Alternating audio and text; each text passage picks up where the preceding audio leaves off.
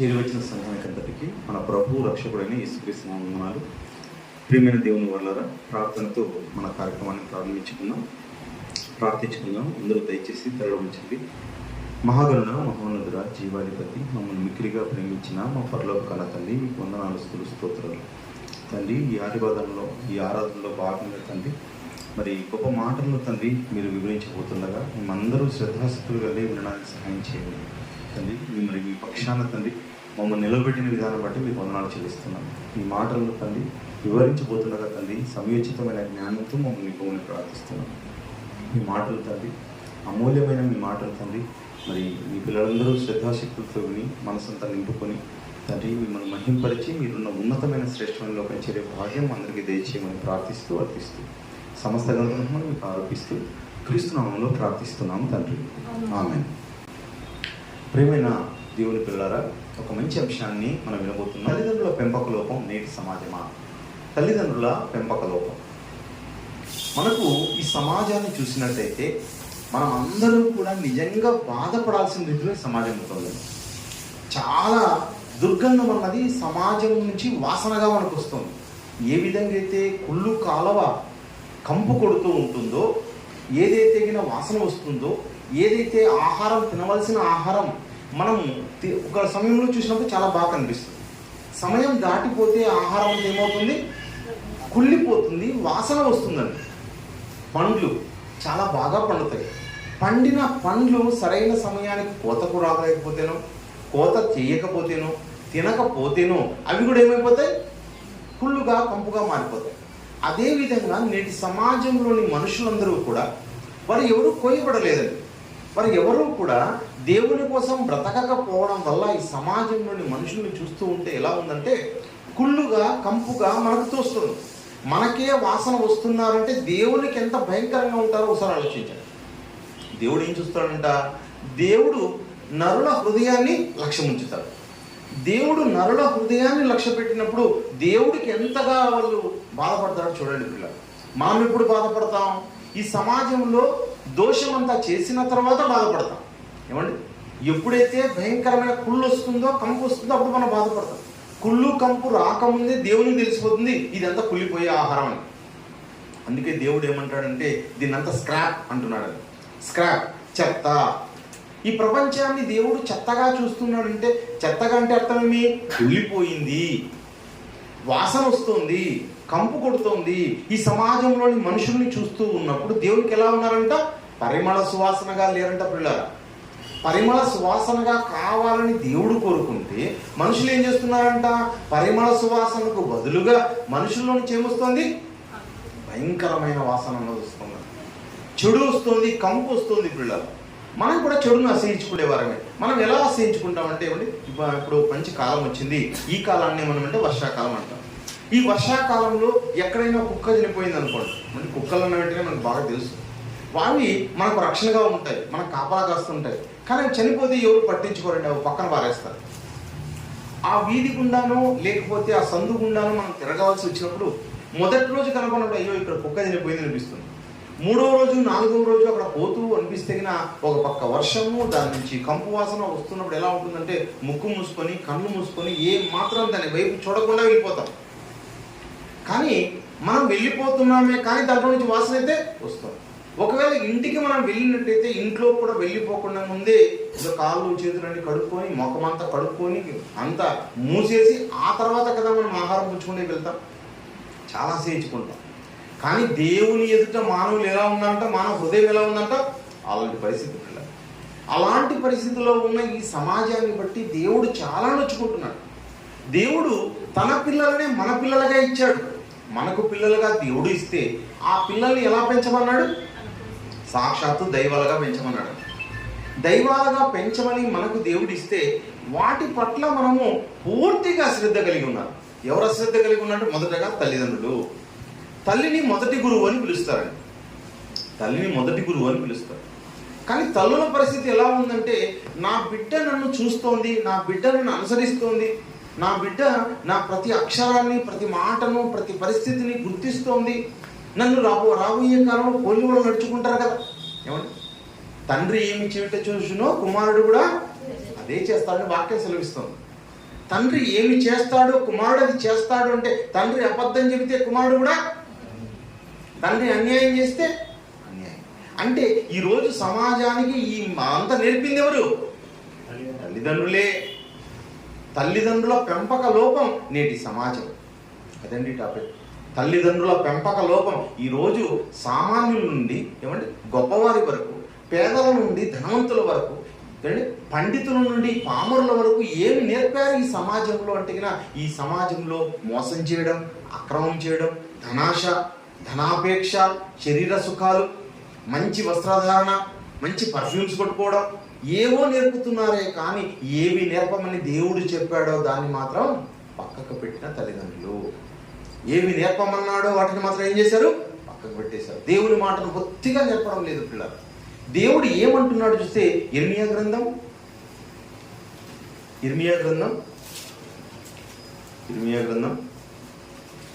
16వ అధ్యాయం. ఇర్మియా గ్రంథము, ఇర్మియా ప్రవక్త రాస్తూ ఉన్నాడండి. ఇర్మియా గ్రంథము 16వ అధ్యాయం 12వ మాట. ఇర్మియా గ్రంథము ఆలకించుడి. చూడండి, మీరందరూ నా మాట వినకుండా. ఆలకించుడి, మీరందరూ నా మాట వినకుండా. దేవుడు ఏమంటున్నాడంటే మీరందరూ నా మాట వినకుండా.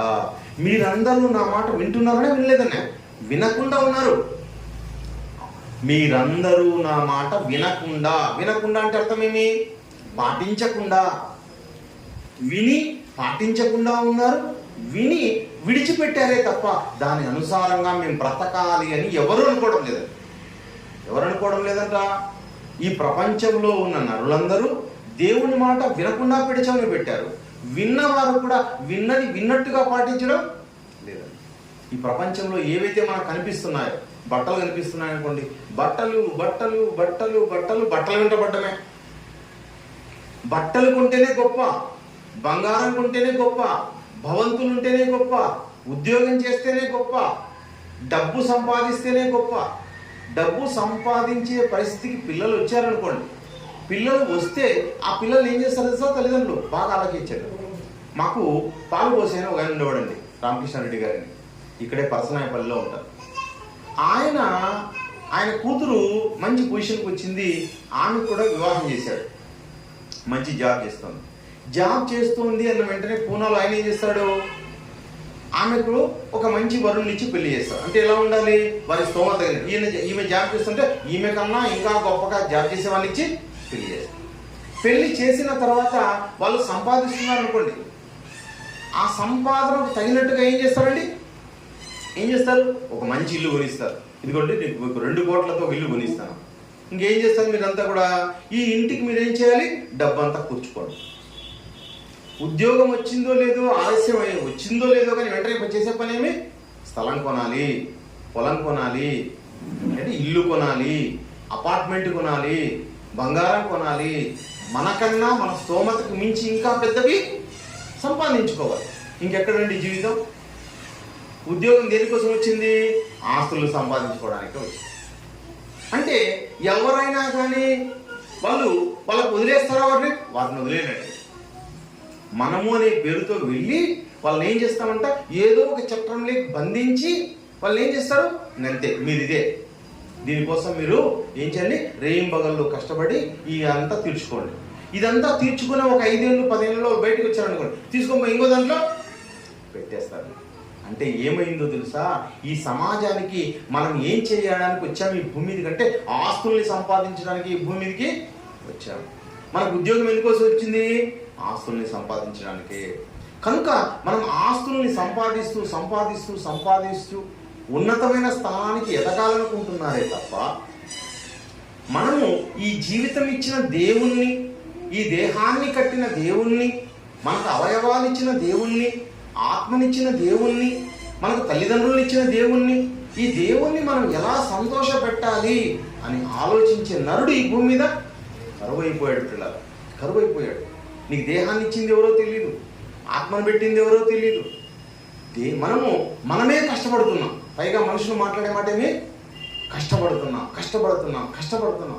దేని కొరకు కష్టపడుతున్నాడో తెలియదండి, ఎందుకోసం కష్టపడాలో తెలియదండి. అందుకే యేసుక్రీస్తుల వారు అంటారు, మీరు క్షయమైపోయే ఆహారం కొరకు కాక అక్షయమైన ఆహారం సంపాదించు కోసం కష్టపడండి. అక్షయమైన ఆహారం వాక్యం. మీరు ఏం చేయాలి అంటే మీరున్న పరిస్థితి నుంచి నడుచుకుంటేనా రండి. భూమ్యాంతముల నుండి వచ్చారంటండి జ్ఞానం వినడానికి. భూమ్యాంతముల నుండి వచ్చారంట. ఆ జ్ఞానాన్ని విని, ఆ జ్ఞానాన్ని అర్థం చేసుకొని, ఆ జ్ఞానాన్ని పాటించి దేవుణ్ణి మెప్పించే గొప్ప పరిస్థితి ఎరిగి ఉండి కూడా ఈరోజు మనుషులందరూ కూడా సామాన్యంగా ఆలోచిస్తున్నారే కానీ గొప్పగా ఆలోచించడం లేదు. దేవుని మాట దగ్గరకు రావడం అంటే ఇది చాలా చాలా గొప్ప విషయం అండి. చాలా గొప్ప విషయం. మీ జీవితంలో జరిగిన గొప్పది ఏదైనా ఉందంటే ఇదే అత్యుత్తమమైనది. ఈ అత్యుత్తమమైన వాక్యం కోసం మీరు ఏం చేయాలి? వినాలి, పాటించాలి, ప్రకటించాలి. దీనికోసం మీరు బ్రతకండి అని చెబితే, కానీ తల్లిదండ్రులుగా ఏం చేస్తున్నారంటే కేవలం మాట వినేంతవరకే ఉన్నారే కానీ విని వెళ్ళిన తర్వాత వాళ్ళ ఇంటిలో, వాళ్ళ గృహాల్లో, వాళ్ళ పిల్లల ఎదుట వీళ్ళు ఎలా ప్రవర్తించడం లేదు? వాక్యానుసారంగా ప్రవర్తించడం లేదు. పిల్లలంతా దారి తొలగిపోయారు. ప్రపంచమే దారి తొలగిపోయింది. ఏం చేస్తున్నారు మనుషులందరూ అంటే తింటూ ఉన్నారు, త్రాగుతూ ఉన్నారు, ఏమండి వస్త్రాలు అలంకరించుకుంటూ ఉన్నారు, వ్యభిచారం అంటూ ఉన్నారు, సిగరెట్లు అంటున్నారు, బీడీలు అంటున్నారు, గుట్కాలు, ఖైనీలు, పానపరాగులు, వ్యభిచారులుగా, దొంగలుగా, దోషులుగా.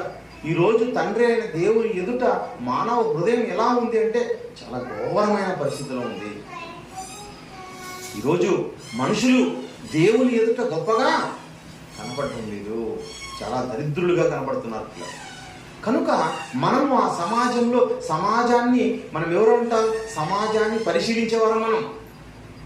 సమాజాన్ని మనం అర్థం చేసుకునేవారం. సమాజం ఎలా ఉందో మీరు చూసిన వెంటనే ఏం చేయాలి? ఈ సమాజాన్ని గుర్తుపట్టాలి. ఒకనాడు ఈ సమాజాన్ని చూసి వాక్యాన్ని చదివి బాధపడిన ఆధునిక పౌలు గారైన జైశాలి గారు మరి రాయడానికి, జైశాలి గారి సింహగర్జన వాక్యం రాయడానికి కారణం ఏమో తెలుసా? చెడిపోతున్న ఈ సమాజం. ఈ చెడిపోతున్న ఈ సమాజాన్ని వెలిగించడానికే మరి వారి కలం గలం నుండి ఎన్నో పుస్తకాలు రాశారు పిల్లలు. వారు ఎన్నో మాటలు మాట్లాడారు, ఈ సమాజాన్ని వెలిగించే మాటలన్నీ కూడా. మనం కూడా మన సమాజంలో ఏం మాట్లాడాలి? వాక్యం నేర్చుకోవాలి, తప్పిపోకూడదు, దారి తొలగకూడదు. అంటే తల్లిదండ్రులకు ఏముండాలి? పరిపూర్ణమైన జ్ఞానం ఉండాలి. మనం ఏ చిన్నది మాట్లాడుతున్నా మనం ఇది దేవుని అనుసారంగా మాట్లాడుతున్నామా లేదని ఆలోచించాలి. దేవుడు ఏం చేశాడంటే, దేవుడు తన ప్లేస్ ఏదైతే ఉందో, తన ప్లేస్, దేవుడు అనేది ఏమండి? ఒక ఉన్నతమైనది. దేవుడు అంటే ఎవరండి? సృష్టికర్త. సృష్టికర్త తన స్థానాన్ని ఎవరికి ఇచ్చాడంట? తల్లిదండ్రులకు ఇచ్చాడు. సృష్టికర్త తన స్థానాన్ని ఎవరికి ఇచ్చాడు? తల్లిదండ్రులకు ఇచ్చాడు. తల్లిదండ్రులు మనకు ఏమవుతారు? నిజంగా చూడండి, ఆలోచించండి. తల్లిదండ్రులు మనకు సృష్టికర్తలు, అవునా కదా? ఆలోచించండి. నేను మా అమ్మ అండి, నేను మా అమ్మకు పుట్టానండి, మా నాన్నగారికి పుట్టానండి అని మాట్లాడు. అంటే తల్లిదండ్రుల్ని మనం ఏం చేస్తున్నాడు? దేవుడు కూడా తన స్థానాన్ని ఇచ్చాడు, దైవాలుగా ఇచ్చాడండి. చాలామంది హైందవంలో కానీ ఎవరైనా కానీ తల్లి మొదటి దైవం విన్నమాట, అందరూ విన్నారు. తల్లిదండ్రులు ఎవరంటున్నారు? మనుషులు. తల్లిదండ్రులనే మరి మొదటి గురువులుగా పెట్టాడు, తల్లిదండ్రులని దైవాలుగా దేవుడు పెట్టాడండి. ఆ స్థానం ఇచ్చాడు, కానీ నిలుపుకోలేని పరిస్థితి ప్రేమైన దేవుని వల్ల. మంచి స్థానం ఇచ్చాడు, గొప్ప స్థానాన్ని ఇచ్చాడు. తల్లిదండ్రులుగా మీకు అత్యున్నతమైన స్థాయిని దేవుడు కలిగించాడు, వారికి బాధ్యతను ఇచ్చాడు. కానీ ఆ బాధ్యత ఎరగకుండా వారు ఏమనుకుంటున్నారంటే మనము వీళ్ళను మనకు ఇచ్చిన విషయాన్ని మరచిన తల్లిదండ్రులు. ఎఫెసీయులకు రాసిన పత్రిక చూడండి, ఎఫెసీయులకు రాసిన పత్రిక 6వ అధ్యాయము, ఎఫెసీయులకు రాసిన పత్రిక 6వ అధ్యాయము 2వ వచనం నుంచి చదువుకున్నాము. నీకు మేలు కలుగునట్లు నీ తండ్రిని తల్లిని సన్మానించు. నీకు మేలు కలుగునట్లు. ఓ మనిషి, నువ్వు ఉన్నావు కదా శరీరంలో, నువ్వు స్త్రీవైనా పురుషుడు అయినా ఎవరివైనా సరే, ఉన్నది ఇద్దరే. నువ్వేం చేయాలంట? నీ తండ్రిని నీ తల్లిని సన్మానించము. అంటే వేరే వాళ్ళ తల్లిదండ్రుల గురించి చెప్పాడా? లేదు, నీ తల్లిదండ్రుల గురించే చెప్పాడు. నువ్వు ఏం చేయమన్నాడు దేవుడు? సన్మానించు. సన్మానించడం అంటే ఏమంటే వారిని కూర్చోబెట్టి ఒక చోట శాలువా కప్పి కాళ్ళకు మొక్కి, లేదా ఇంటి బయటికి వెళ్ళేటప్పుడు కాళ్ళు మొక్కిపోవడం కాదని, వాళ్ళ మాటను విని పాటించాలి.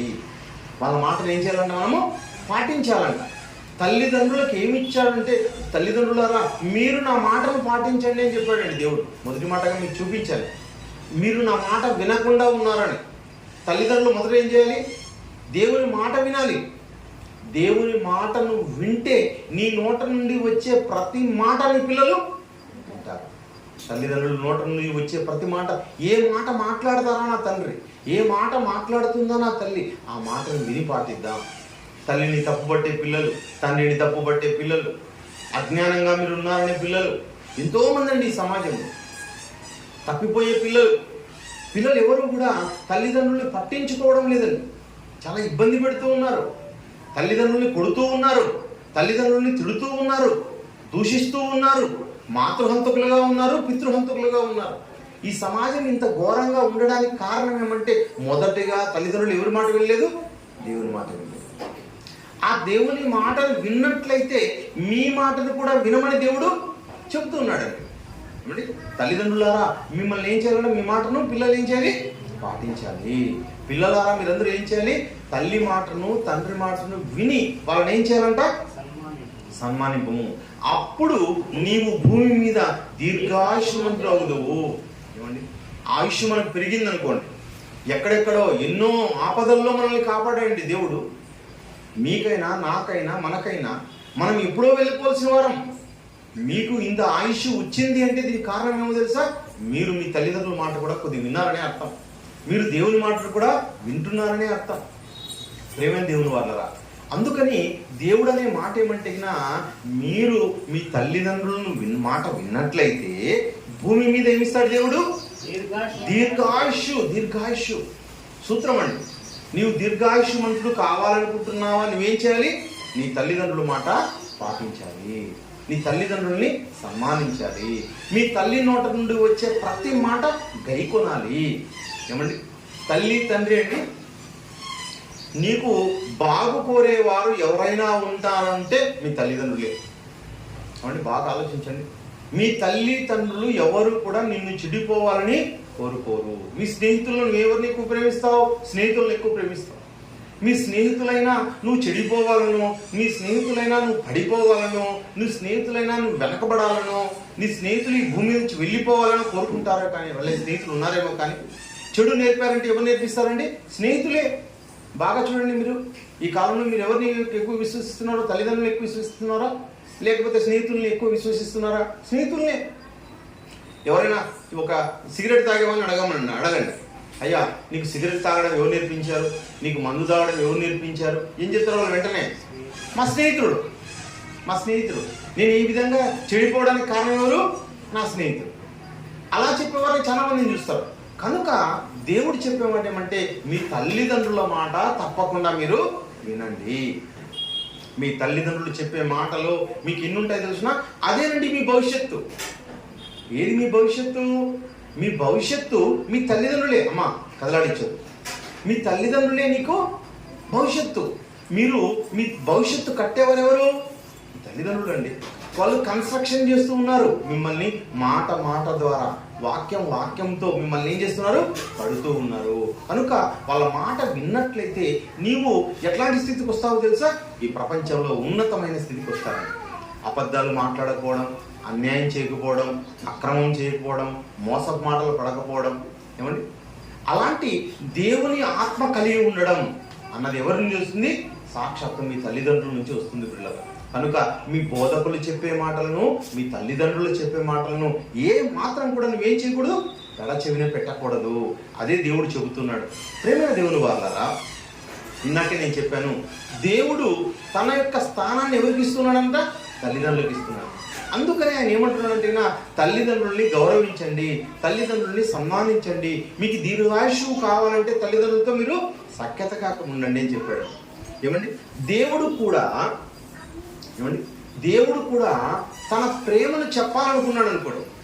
నేను మిమ్మల్ని ఎంత ప్రేమిస్తున్నాను, వచ్చేయమ్మా, నేను మిమ్మల్ని ఎంత ప్రేమిస్తున్నాను అని చెప్పాలి అంటే దేవుడు ఎవరిని చూపించాలి? మళ్ళీ తల్లినే చూపించాలి. నేను మిమ్మల్ని ఎలా ప్రేమిస్తున్నానని తెలుసా? తల్లిలాగా మిమ్మల్ని ప్రేమిస్తున్నాను. చూడండి, దేవుడు కూడా ఏం చెప్తున్నాడంట? తల్లిలో దేవుడు ఉంచిన ప్రేమను బట్టి దేవుడే అంటున్నాడు, నేను మిమ్మల్ని ఎలా ప్రేమిస్తున్నానంటే నేను తల్లిలాగా ప్రేమిస్తున్నాను, తల్లిలాగా ఆదరిస్తున్నాను. యెషయా గ్రంథము 66వ అధ్యాయము, జాగ్రత్తగా వినండి, కొద్ది నిమిషాలు చెప్తాను. యెషయా గ్రంథము 66వ అధ్యాయము 13వ వచనంలో, ఒకని తల్లి వానిని ఆదరించినట్లు. చూడండి, దేవుడు కూడా ఏం చెప్తున్నాడంట, నేను మిమ్మల్ని ఎంతగా ప్రేమిస్తున్నానంటే ఒకని తల్లి వానిని ఆదరించినట్లు నేను మిమ్మల్ని ఆదరించదను. నన్ను ఆదరిస్తున్నాడు దేవుడు, నన్ను ప్రేమిస్తున్నాడండి. నా కష్టాలలో నన్ను దేవుడు ఊరడిస్తున్నాడండి. నా కష్టాలలో నన్ను ఏం చేస్తున్నాడంటే ఆ కష్టాల నుంచి బయటికి తెస్తున్నాడు. చూడండి, దేవుడు కూడా ఎవరితో పోల్చుకున్నాడంట, తల్లితో పోల్చుకున్నాడంట. ఒకని తల్లి వారిని ఆదరించినట్లు, ఒక స్త్రీ యొక్క తల్లి ఆమెను ఆదరించినట్లు. స్త్రీలు చూడండి ఎవరిని ఎక్కువ ఇష్టపడతారు, తల్లిని ఎక్కువ ఇష్టపడతారు. మా పుట్టింటికి వెళ్ళాలి, పుట్టింటికి వెళ్ళాలి, పుట్టింటికి వెళ్ళాలి. పుట్టింటికి వెళితే ఏమంట, 2 నెలలు మళ్ళీ రారంట. మళ్ళీ ఒక పండుగ వచ్చిందంటే మళ్ళీ వెళ్తారు, మళ్ళీ ఇంకో 2 నెలలు, మళ్ళీ ఒక పండుగ వస్తే ఏమంటే పెళ్లి జరిగింది అనుకోండి, అంతే, ఈయన 6 నెలలు ఇడే ఉండాల్సింది. అంటే అంటే ఎంతగా ప్రేమిస్తారో చూడండి పుట్టింటిని. పుట్టిల్లు అంటే చాలా ఇష్టం అండి. ఎప్పుడు వెళ్ళాలా కాసుకొని ఉంటారు. ఏ సందర్భం వచ్చినా వెళ్ళిపోతారు. అంటే వారి యొక్క తల్లి వాళ్ళని ఏం చేస్తుంది, ఆదరిస్తుంది, ప్రేమిస్తుంది, వాళ్ళ విషయాలని కనుక్కుంటుంది, తన దగ్గర దాచినవి తన కుమార్తెకు ఇస్తుంది.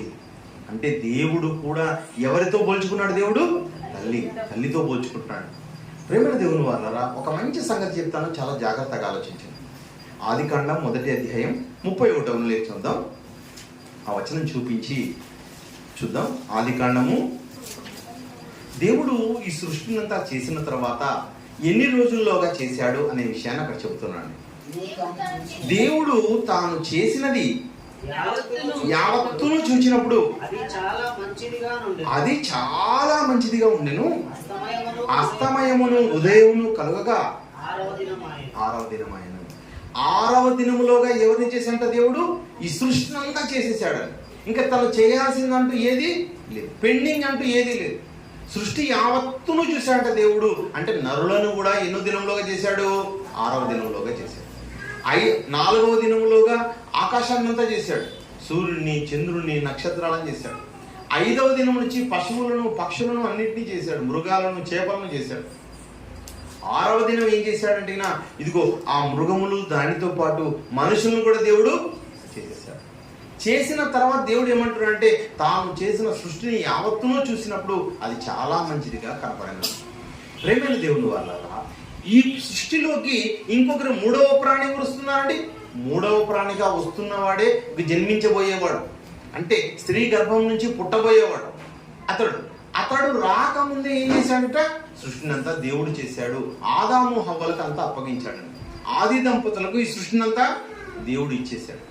ఈ సృష్టిని అంతా ఆది దంపతులు చెయ్యకముందు ఏం చేశాడు, దేవుడు సృష్టిని అంతా చేశాడు. వారి యొక్క అవసరాలు ఏవైతే ఉన్నాయో ఈ భూమి మీద, గాలి, నీరు, ఆహారం, పశువులు, పక్షులు, పండ్లు, ఏమండి, ఇవంతా కూడా దేవుడు ఏం చేశాడు, ముందుగా చేశాడు. ముందుగా చేసి వారిని పెట్టాడు. మీరు బాగా జాగ్రత్తగా ఆలోచించండి. తల్లి ఆహారాన్ని మధ్యాహ్నం 12 గంటల్లో పిల్లలకి ఇంటికి వస్తారనుకుంటే ముందుగానే సిద్ధపరుస్తుందా, వాళ్ళు వచ్చిన తర్వాత సిద్ధపరుస్తుందా? కరెక్ట్గా 12 గంటలకు పిల్లలు వచ్చిన తర్వాత వెరీ గుడ్ నాయనా, బాగా వచ్చారు, కూర్చోండి, ఇంకా నేను ఆహారం చేస్తాను పోతుందా? అప్పుడు బియ్యం చెరిగి, పప్పులు తీసుకొని, నూనె తీసుకొని వచ్చి అన్ని ఆహారాన్ని వండడానికి సిద్ధపరుస్తున్నాం అనుకోండి, పిల్లల పరిస్థితి ఎలా ఉంటుంది? అమ్మో ఏమ్మా ఇది పరిస్థితి, మేము తిని వెంటనే వెళ్ళిపోవాలి బడికి, మధ్యాహ్నం క్లాస్ ఉంది, నువ్వు ఇప్పుడు మేము ఎందుకు వచ్చామంటే తిని వెళ్ళడానికి వచ్చాం, మేము రాకముందే నువ్వేం చేసి పరిచి ఉండాలి, సిద్ధపరిచి ఉండాలి. తల్లి దేహం కూడా అలాంటిదే అండి. తల్లి దేహం, స్త్రీలు ఉన్నారు కదా, స్త్రీల దేహం ఎలాంటిదో తెలుసా? బిడ్డలు రాకముందే ఆహారాన్ని సిద్ధపరిచే పరిజ్ఞానం స్త్రీ దేహానికి పెట్టండి దేవుడు. అందుకే భూమిని ఎవరితో పోలుస్తారు? స్త్రీతో పోలుస్తారు. భూమి మీద ఎలా ఉన్నామంట? మనిషి రాకముందే దేవుడు అన్ని ఈ భూమి మీద ఏ విధంగా సిద్ధపరిచాడో స్త్రీ కూడా ఏం చేసిందంట? ముందుగానే సిద్ధపరిచిందంట. ప్రేమైన దేవుని వాళ్ళారా, నేను ఈ భూమి మీదకి రాకముందే దేవుడు నాకేం చేశాడు? ఆహారాన్ని సిద్ధపరిచాడు. నేను తల్లి గర్భంలోకి పోకముందే మా తల్లి ఏం సిద్ధపరిచాడంట? నా శరీరం ఎదుగుదలకు కావలసిన ఆహారం అండి. నా శరీరం ఎదుగుదలకు కావలసిన ఆహారం ఏదైతే ఉందో స్త్రీ గర్భంలో ఉందంట పిల్లలు. స్త్రీ గర్భంలో ఉంది. నేను గిన వెళ్ళలేదనుకోండి, నేను వెళ్ళకపోతే ఋతుక్రమం రూపంలో ఆ స్త్రీ గర్భంలో నుంచి ఏమొస్తుంది? చెడిపోయిన ఆహారం. అందరూ స్త్రీలు రక్తం అనుకుంటున్నారు, అది రక్తం కాదండి, చెడిపోయిన ఆహారం. ఆ చెడిపోయిన ఆహారం అన్నది ఏమొస్తుంది? బయటికి వచ్చేస్తుంది. అదే నేను వెళ్ళాను అనుకోండి తల్లి గర్భంలోకి, నేను తల్లి గర్భంలోకి వెళ్తే ఆ ఆహారం నాకు సంగ్రహిస్తున్నాను, నేను తీసుకుంటున్నాను. అంటే దేవుడు ఏ విధంగా అయితే ఈ సృష్టిని చేసి ఈ భూమి మీద అన్ని పెట్టాడో అలాంటి స్థితే స్త్రీ దేహంలో పెట్టాడు దేవుడు. అర్థమవుతుందా? బాగా అర్థం చేసుకోండి. స్త్రీకి ఎప్పుడైతే ఋతుక్రమం అనేది వస్తుందో, ఈ ఋతుక్రమం అనే దానికి బిడ్డకు సంబంధం ఉంది. బిడ్డ ఎప్పుడైతే తల్లి గర్భంలోకి వస్తుందో, తల్లి గర్భంలోకి వచ్చిన వెంటనే ఆ బిడ్డకు కావాల్సిన ఆహారాన్ని నా తల్లి ఏం చేస్తుంది? ముందుగానే పెట్టుకొని 14వ రోజుల నుంచి ఏమొస్తుంది? నేను సంగ్రహిస్తున్నాను ఆహారం. నాకు కావాల్సిన ఆహారాన్ని ముందుగానే సిద్ధం దేహం చేస్తుంది. అంటే మన స్త్రీలను ఎలా పెట్టాడు దేవుడు? ఇదిగో ఈ ప్రకృతి లాగా పెట్టాడు పిల్ల. ప్రకృతి, స్త్రీ అనగా ఎవరు? ప్రకృతి. ప్రకృతిలో ముందుగానే ఆహారం సిద్ధపడగలిగి ఉంది. ఒక కోడిగుడ్డు ఉందనుకోండి, కోడిగుడ్డులో రెండు సొనలు కనిపిస్తాయి మీకు. ఒకదాన్ని తెల్ల సొన అంటారు, రెండవ దాన్ని పచ్చ సొన అంటారు. పచ్చ సొన అంటే ఏదో మీకు తెలీదు. పచ్చ సొన అంటే ఏదంటే ఆ కోడి పిల్ల తయారవడానికి కావాల్సిన ఆహారం. అర్థమవుతుందా? కోడి పిల్ల అంటే ఏది తెలుసా? తెల్ల సొన. తెల్ల సొన కోడి పిల్ల అండి. పచ్చ సొన ఏది? ఆ కోడి పిల్ల ఎదగడానికి కావాల్సిన ఆహారం. చూడు పిల్ల, ఆ విధంగా దేవుడు స్త్రీలో పెట్టాడు. అంటే స్త్రీ ఔన్నత్యం, స్త్రీ యొక్క గొప్పతనం ఎంతో ఆలోచించండి. ముందుగానే బిడ్డ వచ్చింది ఆ స్త్రీల గర్భంలోకి, అయిపోయా ఆ ఋతుక్రమం ఆగిపోతుంది, బిడ్డ ఆహారాన్ని తీసుకుంటూ పెరుగుతుంది. లేదా బిడ్డలు రాలేదా, స్త్రీకి ఏమొస్తుంది? ఋతుక్రమం వస్తుంది. ఈ విధంగా దేవుడు ఏం చేశాడంటే తన యొక్క స్వరూపాన్ని, తన యొక్క పోలికను ఎవరిలో పెట్టాడు? స్త్రీలో పెట్టాడు. స్త్రీలో పెట్టాడు. ఇప్పుడు అక్కడే రెండవ అధ్యాయం 2-3 వచనాలు చూద్దాం. 2వ అధ్యాయం 2-3 వచనాలు. దేవుడు తాను చేసిన పని 7వ దినములోగా సంపూర్తి చేసి తాను చేసిన తన పని అంతటి నుండి 7వ దినమున విశ్రమించెను. దేవుడు అండి, దేవుడు ఆదాములోనికి ఎవరిని పెట్టాడంట? అమ్మా అది వేసేయండి అమ్మా. 7వ దినములో ఏం చేశాడు అంటే దేవుడు తన కోట్ల మంది పిల్లలు పెట్టేశాడండి ఆదాములోని. ఎవరిలో పెట్టాడు దేవుడు? కోట్ల మంది తన పిల్లలు ఎవరిలో పెట్టాడు? ఆదాములోనికి పెట్టేశాడు. అందుకే యావత్ భూమి మీద కాపురం ఉండటకు ఒకరి నుండి సమస్త జాతి మనుషులను సృష్టించి మనం ఎవరిలోకి పెట్టబడ్డాం? ఆదాములోనికి వచ్చామండి మనందరం. ఆదాములోనికి కన్నాడు దేవుడు మనల్ని. అర్థమవుతుందా? ఆదాములోనికి దేవుడు కన్నాడు కనుక ఏమొచ్చిందంటే దేవునికి ఏమండి, ఈరోజు మనం స్త్రీ గర్భంలో నుంచి పుట్టిన వెంటనే అలా పుట్టిన మన తల్లికి ఏమవుతుందండి? మనం పుట్టిన తర్వాత మన తల్లి నడవలేదండి. మన తల్లి యొక్క రక్తం, చెమట, ఆమె వేదన, ప్రసవ వేదన, బాధ, కష్టం. ఈ కష్టంతో ఏమంటారంటే బాలింత ఎలా ఉంటుందండి? చెవులకంతా కట్టుకుంటారండి. ఆమె నడవను లేదు, కూర్చోను లేదు, పండుకొని ఉంటుంది. చాలా సమస్యగా ఉంటుంది ఆమె. దేవుడు అలాంటి పరిస్థితిని అనుభవించాడు. కోట్ల మంది మనల్ని కన్న దేవుడు ఏ బాధ అనుభవించాడంటే ప్రసవ వేదన అనుభవించాడు, బాధను అనుభవించాడు. మనల్ని కన్నది దేవుడు. ఎప్పుడు ఎవరిలో కన్నాడు? ఆదాములోనికి కన్నాడు మనల్ని దేవుడు. ఆదాములోనికి కన్న దేవుడు 7వ దినాన్ని ఏం చేశాడంట? 7వ దినమున విశ్రమించెను. విశ్రాంతిలోకి వెళ్ళిపోయాడు. ఎవరికండి విశ్రాంతి? కష్టపడిన వారికి. తల్లి ఏ విధంగా అయితే కన్న తర్వాత బాధపడుతుందో, రక్తపు ముద్దను కన్న తర్వాత తల్లి బాధపడుతుందో, ప్రసవ వేదన అనుభవించిందో, రక్తం బయటకు వచ్చిందో, ఆమె ఇబ్బంది పడిందో, ఆమె కష్టపడిందో, బాధపడిందో, అదే బాధను ఎవరు అనుభవించారు? దేవుడు అనుభవించాడు. దేవుడి కన్నా పిల్లలమండి మనం అందరం కూడా. దేవుడి యొక్క ప్రతిరూపాలమండి మనం అందరం కూడా. దేవుడు ఈ తరంలో మనల్ని ఏం చేశాడంటే ఈ తల్లి గర్భం ద్వారా సృష్టించాడు. ఈ తల్లుల గర్భాల ద్వారా మనం వచ్చాం అండి. మనం అందరం కూడా ఏం కలిగి ఉన్నామంటే జీవం కలిగి ఉన్నాం. మనం ఏం కలిగి ఉన్నాం? ఏమండి, జీవము కలిగిన ప్రతి వానికి తల్లి హవ్వ. 3వ అధ్యాయం ఆదికాండము 3వ అధ్యాయం 20వ వచనంలో ఆదికాండం ఆదాము తన భార్యకు హవ్వ అని పేరు పెట్టెను. ఏలైనగా ఆమె జీవము కలిగిన ప్రతివానికి, అంటే భూమి మీదకు వచ్చిన మనుషులందరూ ఏం కలిగి ఉన్నారు? జీవం కలిగి ఉన్నారు. జీవం అంటే ఏమండి? సాక్షాత్తు దేవుడు పెట్టిన జీవం. నరులందరూ ఎలాంటి వారంట? నరులను దేవుడు యథార్థవంతులుగా పుట్టించుచున్నాడు. ఏమండి, తల్లిదండ్రుల దోషాలు పిల్లల మీదకి రావడం లేదండి. ప్రతి కుమార్తె, ప్రతి కుమారుడు, ప్రతి నరుడు యథార్థవంతులుగా దేవుడు పుట్టిస్తే ఆ దేవునిలో పెంచాల్సిన తల్లిదండ్రులు వాళ్ళు ఏం చేశారు? వదిలేశారు. పక్కనే బూతులు మాట్లాడుతున్నారు, అన్యాయం చేస్తున్నారు, అబద్ధాలు మాట్లాడుతున్నారు. జీవంలో ఉండాల్సింది ఆ జీవాన్ని ఏం చేస్తున్నారంటే తుంచేస్తున్నారు. ఎవరో అనుకుంటున్నాం మనం, ఎవరు? తల్లిదండ్రులే. ఏమండి, తల్లిదండ్రులే అబద్ధాలు మాట్లాడతారంటే బిడ్డలు చూసి నేర్చుకుంటాడు. తండ్రే సిగరెట్ తాగుతుంటే పిల్లవాడు ఏం చేస్తాడు? వాడు చూసి కాల్చుతాడు.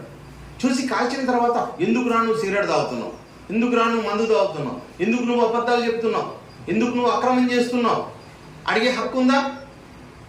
అడిగే హక్కు లేదు. పెంచే వాళ్ళు ఎలా పెంచుతున్నారు? చాలా ఘోరంగా పెంచుతున్నారు. దేవుడు మాత్రం మొదటనే చెప్పేశాడు, జీవము కలిగిన ప్రతివానికి ఆమె తల్లి. ఆమె ద్వారా అందరికీ జీవం వచ్చింది. ఈ రోజు కూడా మన పుడుతున్నారే పిల్లలు, మన గర్భాల నుండి, మన పిల్లల గర్భాల నుంచి పిల్లలు పుడుతున్నారే, వాళ్ళందరూ కూడా దేవుని అంటాం. అవునా కదమ్మా? అందరూ ఆలోచించండి. మనం కష్టపడినామండి, మనం పెంచామండి అండి. ఇప్పుడు కోట్ల మందిని కన్నది ఎవరు? కోట్ల మంది పెంచింది ఎవరు? దేవుడు. దేవుడు పెంచాడు. కానీ ఆ దేవుడు పెంచాడు, దేవుడు మనల్ని కన్నాడు అన్న ఆలోచన, స్పృహ ఈ ప్రపంచానికి లేకుండా పోయిందండి. లేకుండా పోవడం వల్ల ఈరోజు సమాజంలో జరిగే అకృత్యాలన్నింటికీ కారణం పిల్లలు. ఇప్పుడు నా పిల్లలు అంటే నా పిల్లలు ఎవరి పోలిక? నా పోలిక, దేవుని పోలిక.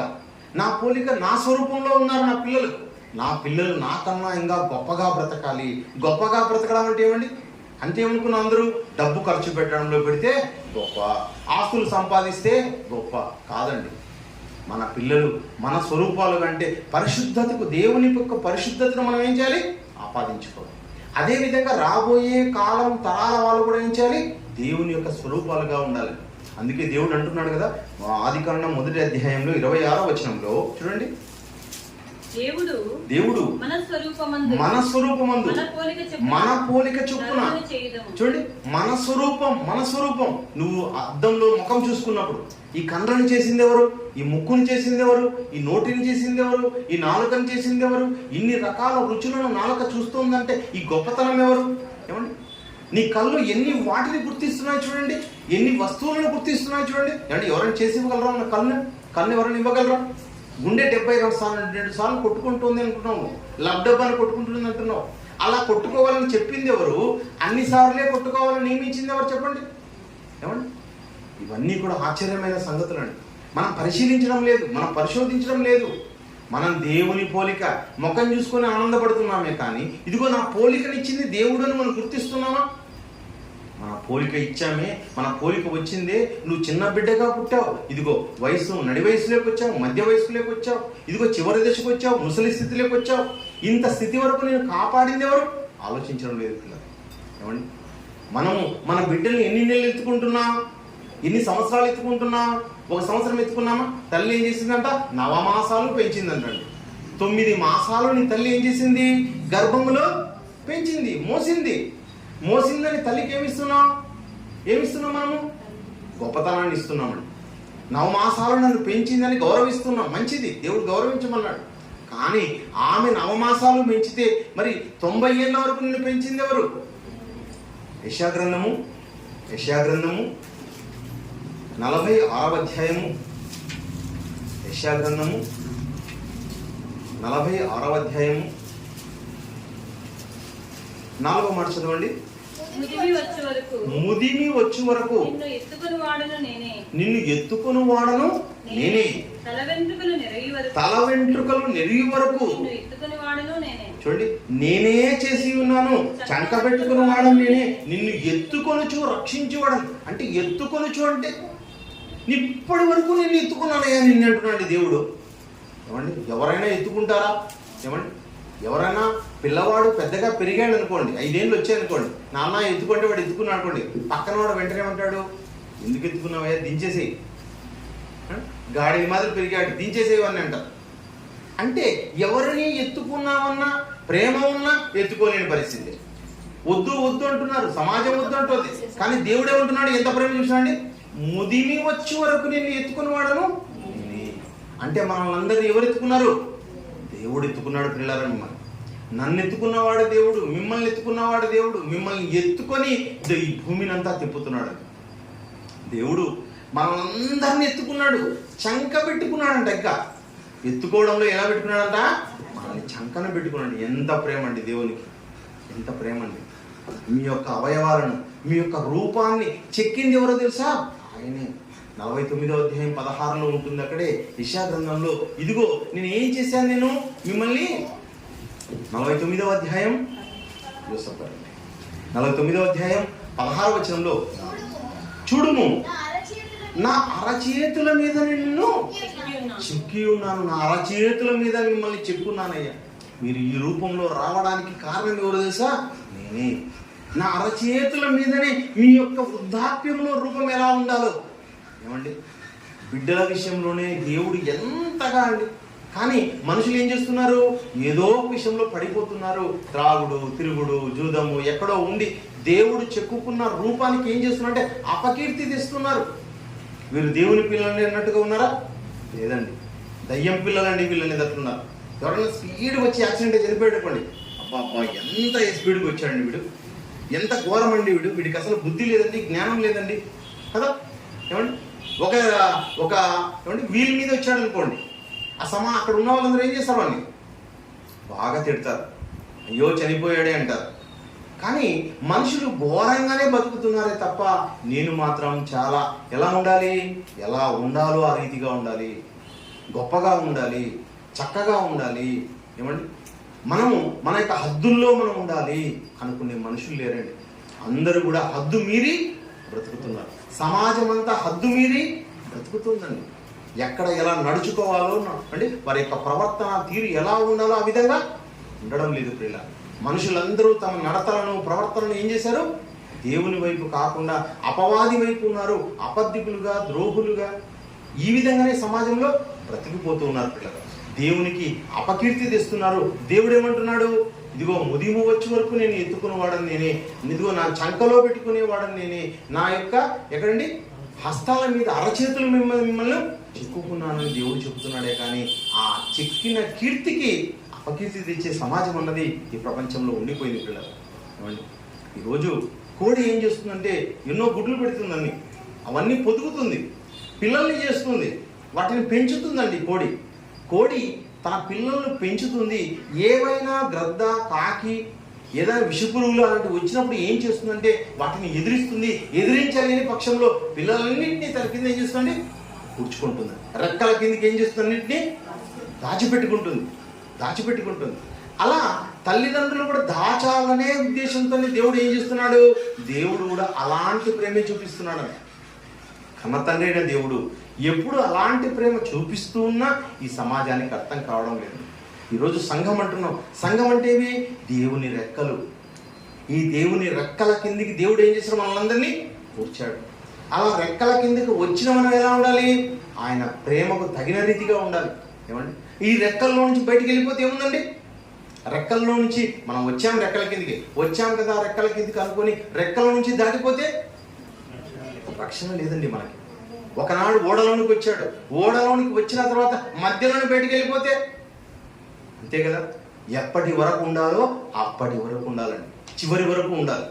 దేవుడు ఆ మాటలనే చెప్తున్నాడు. పిల్లలు ఒకసారి చూద్దాం, లూకాసు వార్త 13వ అధ్యాయం, లూకాసు వార్త 13వ అధ్యాయము 34వ వచనంలో, లూకాసు వార్త 13వ అధ్యాయము 34వ వచనంలో, యెరూషలేమా యెరూషలేమా ప్రవక్తలను చంపుచు పంపబడిన నీ వారిని యుద్ధకు పంపబడిన వారిని రాళ్లతో కొట్టుచూ రాళ్లతో కొట్టుచూ ఉండుదానా. ఏమంటాడు? యెరూషలేం ఎలా ఉందంట? యెరూషలేం అన్నది సంఘం. ఆ సంఘంలోనికి వస్తే, ఆ సంఘంలోనికి గొప్ప చేయడానికి ప్రవక్తలను పంపిస్తే దేవుడు ఆ యెరూషలేములో ఉన్న ప్రజలు ఎలా ఉన్నారంట? కింద మాటలు చూడండి. ఓడి తన పిల్లలను తన రెక్కల క్రింద ఎలాగూ చేర్చుకొనునో అలాగే ఎన్నో మార్లు నేను నీ పిల్లలను చేర్చుకొనవలనే ఉంటుంది కానీ మీరు వెళ్ళకపోతే.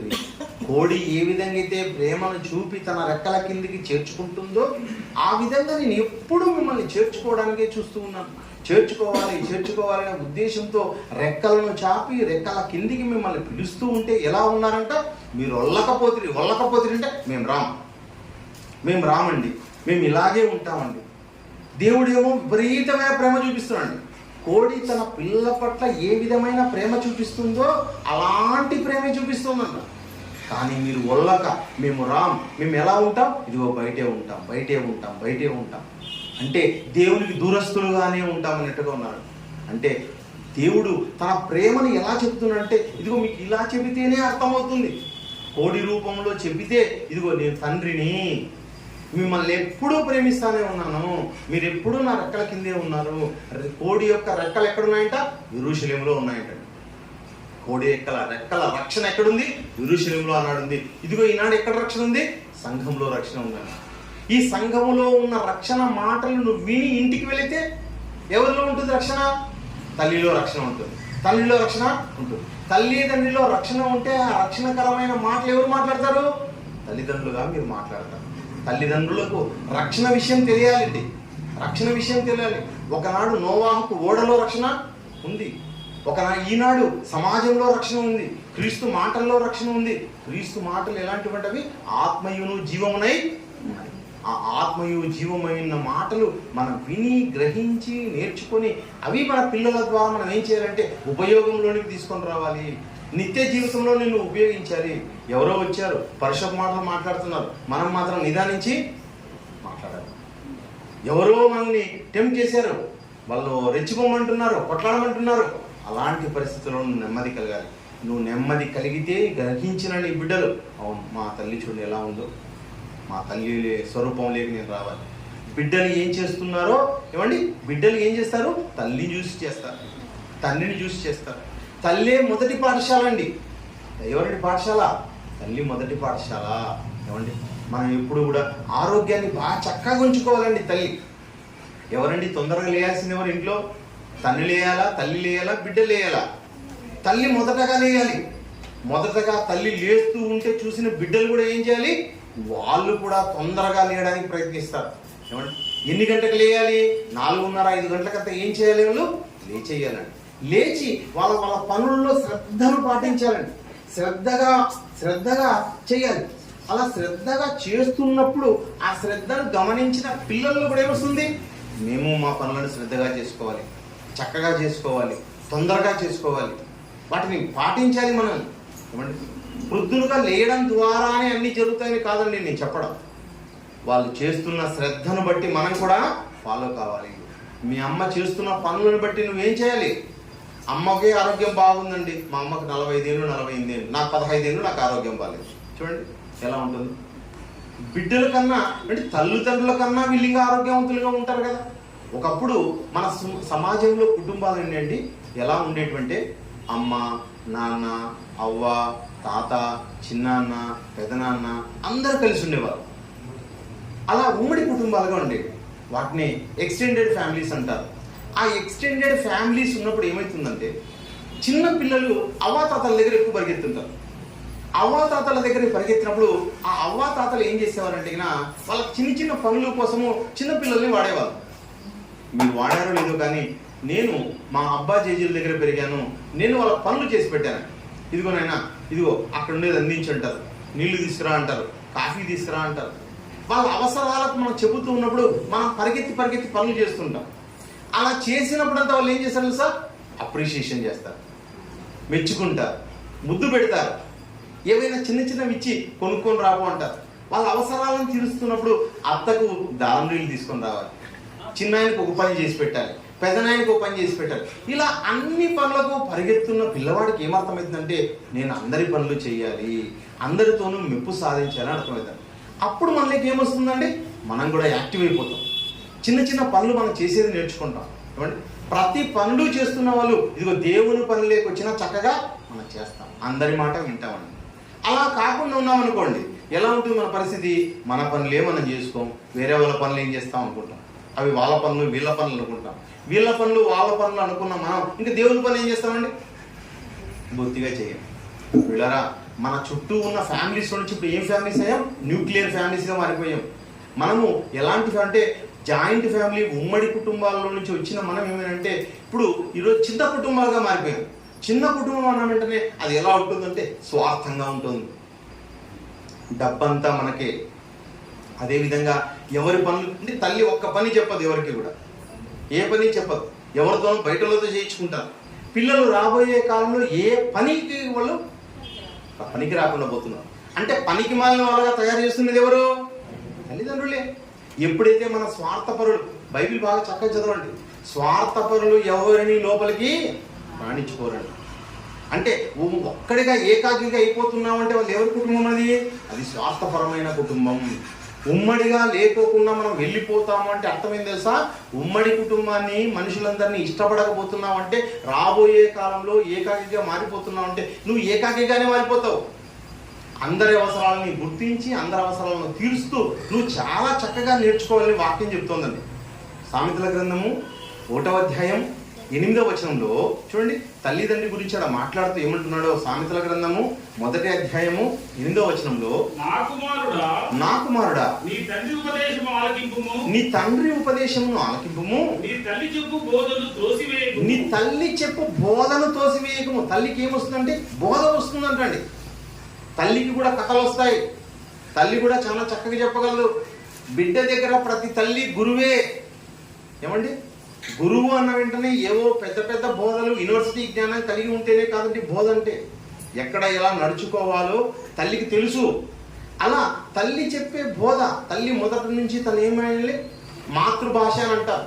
తల్లి నోరు విప్పాలి, తల్లి నోరు విప్పాలి, తన బిడ్డలతో మాట్లాడాలి. కానీ ఈరోజు తల్లులు ఎలా ఉన్నారంటే అండి, దౌర్భాగ్యమైన పరిస్థితి ఏమంటే ఈరోజు తల్లులంతా సెల్ ఫోన్ చూసేవాళ్ళు, తల్లులంతా టీవీలు చూసేవాళ్ళు, తల్లులంతా ఎవరితోనూ మాట్లాడే తల్లులే, దరిద్రమైన తల్లులు దొరికారే తప్ప బిడ్డలతో మాట్లాడే తల్లులు లేరండి. ఈరోజు బిడ్డలను మాట్లాడించే తల్లులు లేరు. ఆ మాటలు ఈ మాటలు, కథలు, పాటలు, గుణింతాలు, పదాలు అలా పలికించి పలికించి పలికించి నా పిల్లలు గొప్ప చేసుకోవాలని ఆలోచన కాదు, ఎవరితోనో ఫోన్లో మాట్లాడుకుంటూ కూర్చోవాలి. పైసా లాభం లేదండి. అన్నీ మనం ఏ పనులు చేస్తున్నాం అంటే పనికి మాల పనులు చేస్తున్నాం, వ్యర్థమైన పనులు చేస్తున్నాం, దౌర్భాగ్యమైన పనులు చేస్తున్నాం. మీ పిల్లలతో మీరు ఎక్కువ మాట్లాడండి, మీ పిల్లలను దేవుని జ్ఞానానికి పనికి వచ్చే వాళ్ళగా చేయండి అని దేవుడు అంటే. తల్లిని ఏమంటున్నాడు దేవుడా? బోధ చేయమన్నాడు లేదా? చూడండి, నీ తల్లి చెప్పు బోధను త్రోసివేయకు. నీ తల్లి చెప్పు బోధను అంటే బోధ చేయాలి తల్లి. బోధ అంటే బోధ అంటే ఏమండి? ఏవో కొన్ని చిన్న చిన్న విషయాలే కాదు కదా, గొప్ప సంగతులు కూడా తల్లి ఏం చేయాలి? చెప్పాలి. నా కుమారుడా నీ తండ్రి ఉపదేశమును ఆలకింపము, నీ తల్లి చెప్పు బోధ అన్నాడు. తల్లి బోధ చేయాలి. పిల్లరా, బోధ అన్న వెంటనేమి మాటలు నేర్పడం బోధ. ఏమండి, మంచి మంచి మాటలు పలకడం బోధ.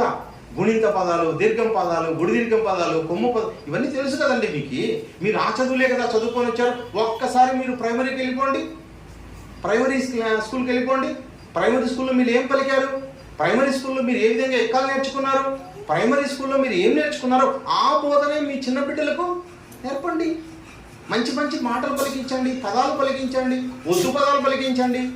అలాంటివన్నీ చెబుతూ చెబుతూ చెబుతూ వాళ్ళకు ఉత్తమమైన జ్ఞానమైన దేవుని వాక్యాన్ని కూడా వాళ్ళకి చదివి వినిపించండి. ప్రతిరోజు ఎంతమంది తల్లులు చదువుతున్నారండి వాక్యాన్ని? బాగా ఆలోచించండి. ఎంతమంది తల్లులు చదువుతున్నారు? వాక్యానికి ఎక్కువగా ప్రాధాన్యత ఇచ్చే వాళ్ళమే మనం కదా, వాక్యానికి పెద్దపీట వేసే వాళ్ళమే మనం కదా. మనం ఎంత చదువుతున్నాం? ప్రతిరోజు చదివే వాళ్ళు ఎంతమంది ఉన్నారు? దేవుని వాక్యాన్ని చదవడం లేదు బిడ్డ, తగ్గించేసుకున్నాం. దేవుని వాక్యానికి దూరస్తులుగా ఉన్నాం. సంఘం అంటేను దేవుడు అంటేను ఇష్టమే, కానీ వాక్యం అంటే కొద్ది వరకు ఇష్టమండి, మనకి ఎక్కువ మనకి ఇష్టము లేదు. అంటే అలా ఉండకపోవడం వల్ల మనకు బోధ చేయడం రావడం లేదు. మనకేం రావడం లేదు? తండ్రి ఉపదేశం. తండ్రి ఎలా ఉండాలంట? ఉపదేశం బోధించేవాడుగా ఉండాలంట. వాక్యాన్ని అనర్గళంగా చెప్పేవాడుగా ఉండాలంట. బయట జరుగుతున్న సామాజిక పరిస్థితుల్ని వివరించేవాడుగా ఉండాలంట. ఈరోజు ఒక డాక్టర్ మీదకి, లేడీ డాక్టర్ మీదకి ఇంత అఘాయిత్యం జరిగింది అన్న వెంటనే ఎంత బాధ అండి. ఆమె యొక్క కళ్ళను పొడి చేశారు, ఆమె యొక్క ముఖాన్నంతా గీసేశారు, చాలా విపరీతంగా బాధ పెట్టేశారు. అంత ఘోరమైన స్థితిలో ఆ అమ్మాయి, ఆ స్త్రీ, మన చెల్లి, మన అక్క చనిపోయిందంటే ఏమండి ఎంత ఘోరం అండి. మన కుటుంబంలో సభ్యురాలు అలా చనిపోయిందంటే కారణం ఏమి? ఈరోజు సమాజంలో తల్లిదండ్రులుగా ఉండాల్సిన వాళ్ళు ఏమైనా ఫెయిల్ అయిపోయారు. ఈరోజు తల్లిదండ్రుల వ్యవస్థ ఏమైపోయింది? ఫెయిల్ అయిపోయింది. ఈరోజు ఎవరూ పట్టించుకోవడం లేదండి. మనం కూడా మన బిడ్డల్ని వదిలేస్తే మన బిడ్డలే అట్లా హంతకులుగా తయారైపోతారు. మన బిడ్డలే వాళ్ళని చంపడం కాదు, మన బిడ్డలే మనల్ని చంపేస్తారు. మనం వదిలేస్తే ఏమోలే కానీ అనుకున్నామేమో, మాతృహంతకులుగా, పితృహంతకులుగా ఎవరు మారిపోతారంట? మన బిడ్డలే మారతారంట. కనుక పిల్లారా, మీ చేతిలో ఉన్నంత వరకు మీరు ఏం చేయాలంటే చాలా జాగ్రత్తలు పాటించారు, చాలా జాగ్రత్తగా ఉండాలండి. ఏం జరుగుతుందో అంటే యాక్సిడెంట్ ఇలా జరుగుతాయండి, ఒక్క క్షణంలో జరిగిపోతాయి, తెలియకుండా జరిగిపోతాయి. కనుక ఈ సమాజంలో ఉన్న మనం ఎలా ఉండాలో దేవుడు చెప్తున్నాడు. ఇదిగో, తండ్రివైతే నువ్వు ఉపదేశించేవాడుగా ఉండాలి, తల్లివైతే నువ్వు బోధ చేసేదానిగా ఉండాలి, జ్ఞానాన్ని పెంచుకో అని ఇద్దరికి కూడా చెబుతున్నాడు పిల్లలు. అదేవిధంగా నిర్గమకాండంలో ఈ వీరిని హింసించవద్దు, తల్లిని తండ్రిని హింసించవద్దన్న విషయాన్ని దేవుడు ఎంత చక్కగా చెప్తున్నాడో. నిర్గమకాండము 20వ అధ్యాయము చూడండి, ఆజ్ఞలు ఇచ్చినప్పుడు ఏమని చెబుతున్నాడో జాగ్రత్తగా చూద్దాం. నిర్గమకాండము 20వ అధ్యాయము 12వ వచనంలో, నీ దేవుడైన యెహోవా నీకు అనుగ్రహించు దేశంలో నీవు దీర్ఘాయుష్మంతుడు ఉన్నట్లు నీ తండ్రిని నీ తల్లిని, చూడండి, నీకు దీర్ఘాయుష్మంతుడు కావాలంటే నీ తండ్రిని నీ తల్లిని సన్మానించు. నీ తల్లిని తండ్రిని సన్మానించాలి నువ్వు, వాటిని గొప్ప చేయాలి నువ్వు. ఇదే మాటే కదండి మొదట్లో చదివింది, ఎఫ్సీలో ఉందని. ఎఫ్సీలో రాసే మాటలు ఎక్కడుందట? మరి ఆజ్ఞల్లో దేవుడు ఇచ్చాడు. తల్లిని తండ్రిని సన్మానించు, నీ తల్లిని తండ్రిని సన్మానించు అంటే సన్మానించేవాడుగా నువ్వు ఉండాలి. అంటే నువ్వు సన్మానానికి అర్హత, నువ్వు తల్లివయ్యావంటే సన్మానించాలి నేను, నువ్వు ఒక అర్హత వచ్చింది. తండ్రివయ్యావంటే నిన్ను సన్మానించాలి, నీకు అర్హత వచ్చింది. ఇక నువ్వు ఏం చేయకూడదు? ఇదిగో ద్రోహ చింతనలో, పాపం చేసే పనులో, అల్లరి మనిషో అదంతా నువ్వేం చేయాలి? మానేసేయాలి. నువ్వు తండ్రిగా నిన్ను సన్మానించాలంటే కేవలం నీ పిల్లలే కాదండి సన్మానించాల్సింది, మనుషులందరూ సన్మానించేటట్టుగా నువ్వు బ్రతకాలి. ఈరోజు సమాజానికి నువ్వేమిచ్చావు? ఒక బిడ్డనిచ్చావు. సమాజానికి ఒక సేవకుణ్ణి తయారు చేసే బాధ్యత తల్లిదండి. మళ్ళీ సేవకుణ్ణి తయారు చేయాల్సిన బాధ్యత ఎవరిది? తండ్రిది. నువ్వు బోధ చేయాలి, అమ్మా నువ్వు బోధ చేయాలి, అయ్యా నువ్వు ఉపదేశం చేయాలి. మీరిద్దరు ఉపదేశకులుగా మారిపోయారు. నీ బిడ్డలు ఏం చేయాలి? దేవుని సేవ చేయాలి. దేవుని సేవ చేసే విధంగా నీ పిల్లలు నువ్వు పెంచాలి.